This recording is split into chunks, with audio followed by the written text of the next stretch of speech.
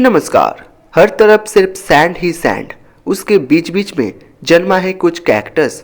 कुछ ही दूरी में है रॉकी पहाड़। दूर तक कोई भी इंसानों की नामो निशान नहीं है। उस डेजर्ट के बीच से चला गया है एक रास्ता, पर उस रास्ते से जाने के समय एक दृश्य आंखों की दृष्टि आकर्षण करेगा। सुनसान डेजर्ट के अंदर खड़ा हुआ है रंग बेरंग का रॉकी स्तंभ। सनलाइट में झगमगा रहा है वो आर्किटेक्चर। नाम है 7 मैजिक माउंटेन्स। अमेरिका की नेवाडा का एक डेजर्ट के अंदर इस सृष्टि को देखकर लगता है कि जैसे एक टुकड़ा जादू है, और उसको देखने के लिए ही दूर दूर से टूरिस्ट आते हैं यहाँ पर। लास वेगास से 10 माइल साउथ की तरफ जाने पर देखने को मिलेगा ये रॉकी टोटेम्स। नाम से ही पता चल रहा होगा कि कुल मिलाकर 7 पिलर है। जितना दिन जा रहा है उतना ही बढ़ रहा है पॉपुलैरिटी। और इस सब के अंदर मन में एक प्रश्न जाग रहा होगा कि डेजर्ट के अंदर ये आया कहाँ से, किसने बनाया इसे। आइए आप वो जान लेते हैं। साल था 2014। डेजर्ट के अंदर डिफरेंट स्कल्पचर बनाने का डिसीजन लिया था नेवाडा म्यूजियम ऑफ आर्ट।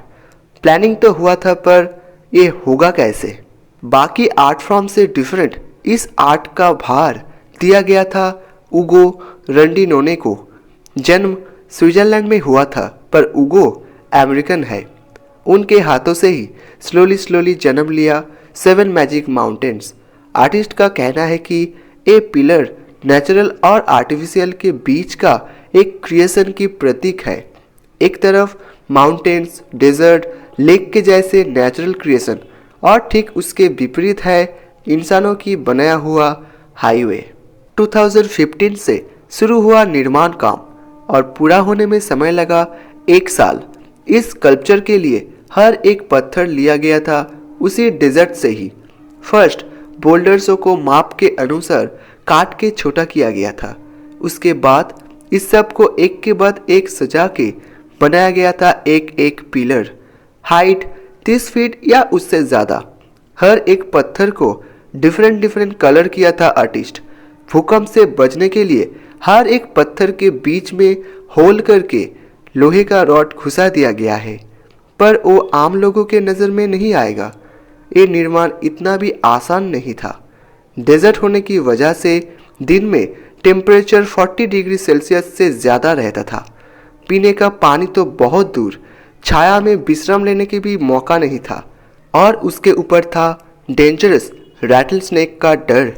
कुल मिलाकर ये निर्माण काम उगो के लाइफ में बहुत चैलेंजिंग एक काम था। शुरू के समय नेवाडा प्रशासन ने डिसीजन लिया था कि 2 साल के लिए इस स्कल्पचर का एग्जीबिशन चलेगा। उसके बाद दूसरी जगह पे चला जाएगा 7 मैजिक माउंटेन्स, पर ओपनिंग के बाद से ही बढ़ने लगा लोकप्रियता।